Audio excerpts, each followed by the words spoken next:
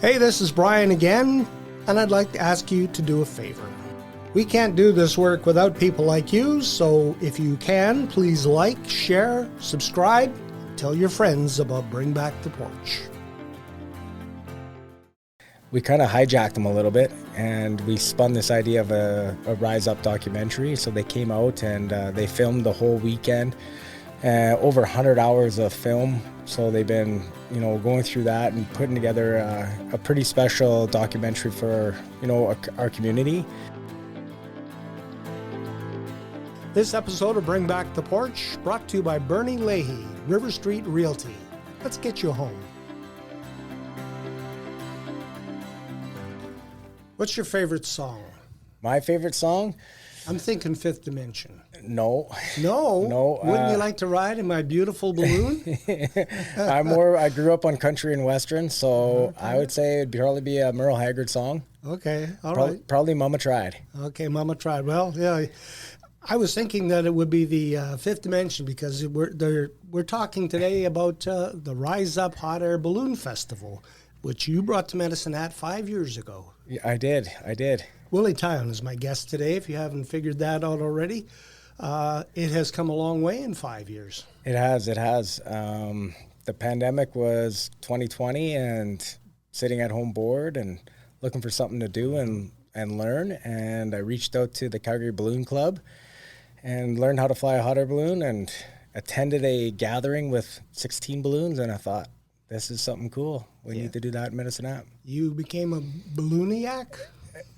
Yeah, that's a term, eh? Yeah, we can use that for sure. We can use that, yeah. I love this thing because, the look on people's faces when they see the balloons coming up in the morning and they run out into the streets and they're pointing at the sky and there's the balloon. Everybody on social media, they're telling people, yeah, the balloons are up. You have brought the community together. And that was our goal. Mm-hmm. Our three values are community, connection, and hope. And we try to pride ourselves on that, and that's what we're trying to achieve over the festival weekend. Now, the festival is in May, but there's something very important that is happening way before May. You have something special coming in April at the Monarch Theatre. We do. So last year, we hardly get any sleep during a festival, and we thought we'd push that a little bit. And last year, we filmed a documentary during last year's festival, so we didn't sleep at all, maybe a couple hours at night. But it was really good experience. We had a production team from BC come out, and it kind of just happened that they were talking with the Skateboard Association, and then they got my name and number, and they called me, and we kind of hijacked them a little bit, and we spun this idea of a Rise Up documentary. So they came out and they filmed the whole weekend, over 100 hours of film. So they've been, going through that and putting together a pretty special documentary for, our community about Rise Up and, that community connection hope part that we're trying to bring to Medicine Hat. And it'll be at the Monarch Theatre on the 17th, 18th, and 19th of this year. Yes. And the tickets are available? They're available through tix.ca. It's going to be at the Monarch. The documentary is going to be about 75 minutes to 90 minutes. They're still working on the last kind of 20% of the documentary. They assure me it's going to be ready, and I trust them. So we've seen a couple little tidbits. We're going to release some trailers and some teasers as, the next couple of months leading up to it. So we're excited. As a result of the pandemic, one local man has taken up a new hobby, one that allows him to see the world from a different perspective. It's a kind of a sport you don't really hear about, right? When you were first dreaming of this festival many years ago, remember back when this was just a thought? It was kind of cool not knowing what we were getting into. Are you at all surprised at how successful it's been? It's been cool to see just the reception from the community. 30 this year, 50 next year, 150 the year after. Do you know where and when it should or could stop? All right, everyone have fun this weekend. Let's go. Let's get some balloons ready. Let's go. Now, the money. Where does it go? It stays with our nonprofit, Our Collective Journey. So that's our goal too. When my wife and we had this idea of hosting a festival, we wanted to attach to a nonprofit. One, just we needed the resources and the network of capabilities of putting on a festival. And we wanted reach out to a nonprofit that was trying to do what we're trying to do, thinking about the community and the struggles. And Rise Up came because of the COVID pandemic, and OCJ was founded because of, a few strings of suicides that were happening, coupled with the pandemic. And our collective journey seemed like a great fit, and it's been a great thing. So it is their festival. Being a local pilot, I joined their board, and now we put on the festival through our collective journey. And our collective journey are also fellow podcasters. Yes, they are. Give them some love there too. Absolutely. Yeah, you can find their podcasts at their website. Yes, 100%. Yeah, so just look up our collective journey, Darkness to Life, hosted by Poncho Parker now. Okay. 5 years, I think you've been doing it now. So it's five, at least it says season 1 through 5 on the website. So. Yep, 100%. Yeah, good. The movie itself, did you give everybody full access? Are they going to pull the curtain all the way back, or are there some things that maybe you don't want to show? No, we gave them full access. So I had a mic on from 4:30 in the morning from when we were doing weather briefings and all that, all the way up until pretty much it was bedtime again. So they have full access. There was our balloon meister, who's got 48 years of experience flying balloons. He makes the calls for the safety reasons of flying. So he's interviewed. There's some pilots that traveled from Ontario that have interesting stories. And then they interviewed myself and Ryan from OCJ, one of the co-founders of the nonprofit. So we spent a whole afternoon down at Medelta Potteries, and we just talked about the community part and what we're trying to achieve and capture that and share that part of, the core is always going to be the balloons. But on top of that is the layers of bringing people together, and it's more than the balloons. You have a community across North America with balloonists. We do. Yeah, and you're getting a lot of people coming from everywhere. The word has gotten out about how good this event is.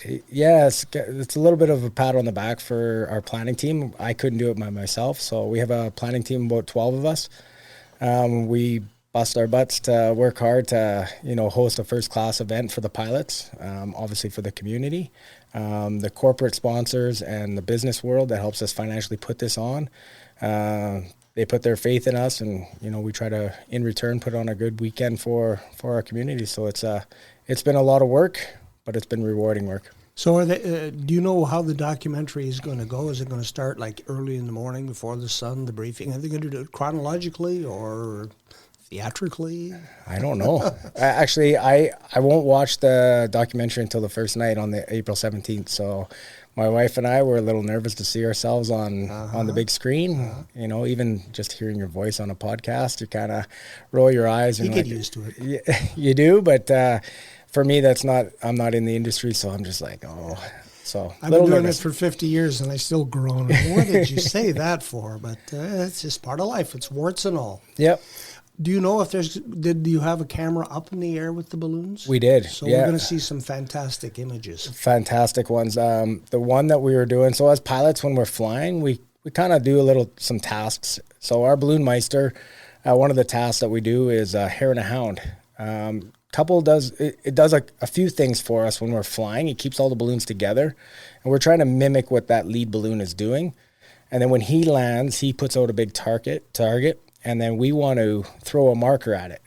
So we can't steer while we're flying. We can go up and down, and at different altitudes, the wind directions change. So he gets a head start. Then we launch, and we try to follow kind of the path he took. So the flight that Emily was in Dale's balloon, so she was going through a flight. We flew over the airport. We all radioed into the tower. We all did touch and goes like we were fixed wing, aircrafts. And then we carried on to the target, and there was quite a few balloons that were right in that area. So yeah, there's going to be some exceptional shots on that flight for sure. I'm looking forward to that. How did you get started? You said you contacted the Calgary Balloon Club. Why? So in 2017, my wife and I and two other couples, we were traveling to Arizona for New Year's Eve. We went to a hockey game down there.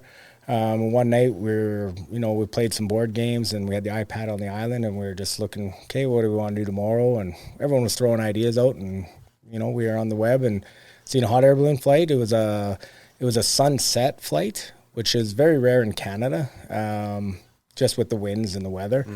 And you had dinner in the desert, and we're like, oh, hey, let's do this. So we booked it up, and the following day we went to the meeting area, and we went for a beautiful flight. And when we landed, the crew set up tables, and they had a meal for us.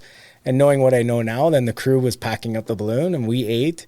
And then when they were done packing, we were done eating, and we went back. And, you know, I remember in that flight, I was talking to my wife, and I said, well, why don't more people go hot air ballooning? I didn't even know it was still around, right? So fast forward to the pandemic, and then I just made that phone call, and like they say, the rest is history. What was it like that first time you went up? I loved it.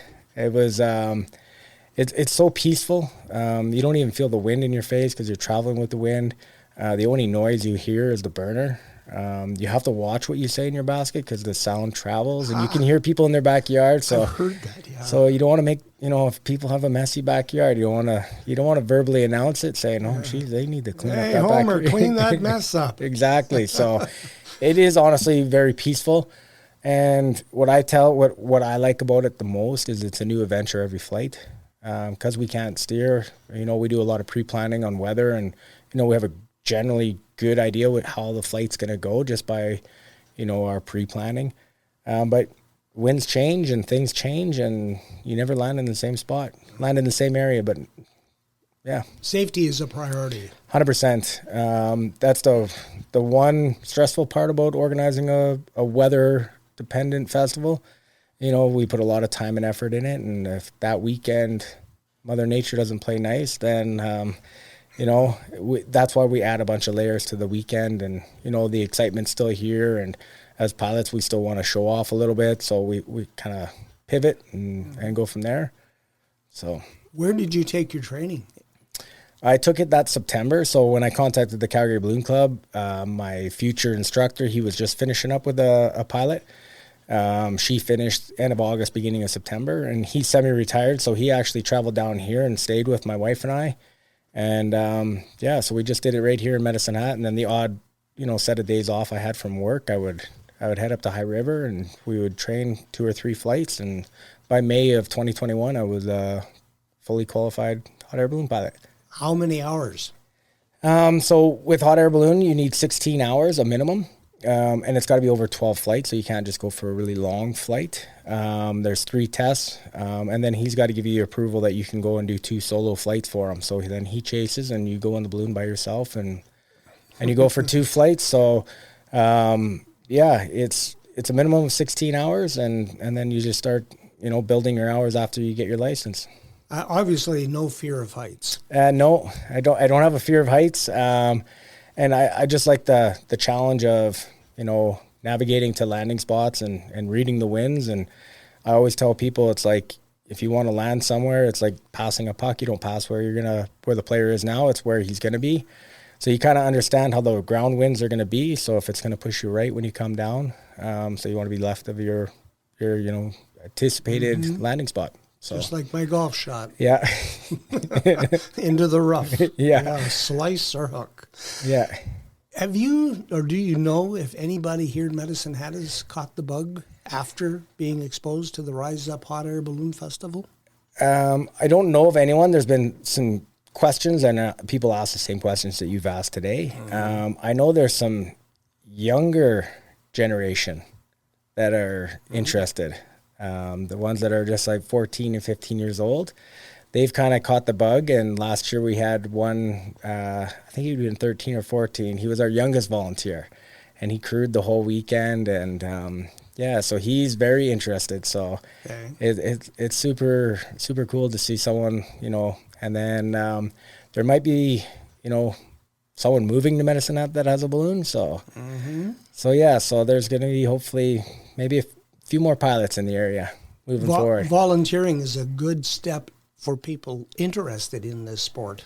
100%. Yeah, you get to see, you know, it's nice to see the balloons in the sky, but there's a lot of work. So when my wife and we travel to festivals, everyone's like, "Oh, you're so lucky." I'm like, "Well, you're up at 4 a.m, and it's a lot of work to, you know, show off our hobby and see the balloons in the sky, and then afterwards, you know, you're packing everything up, you're refueling your vehicle, all those things. So it's a really good good way for volunteers to see, how much work goes into putting up a balloon. It's about a 4-hour process for about a 60-minute flight.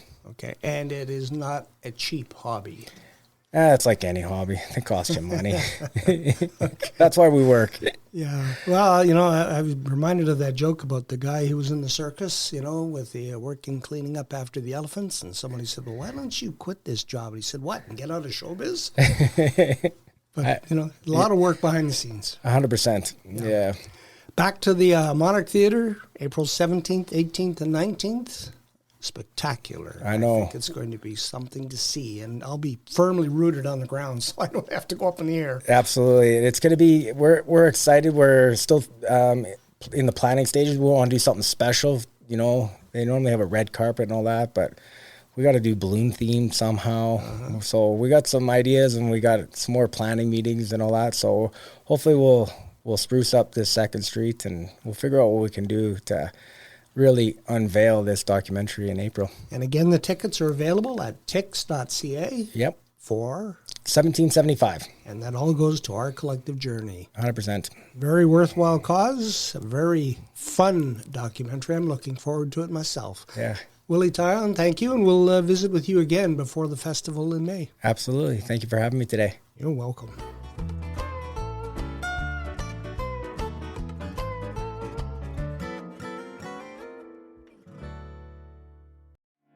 Hey, this is Brian again, and I'd like to ask you to do a favor. We can't do this work without people like you, so if you can, please like, share, subscribe, tell your friends about Bring Back the Porch.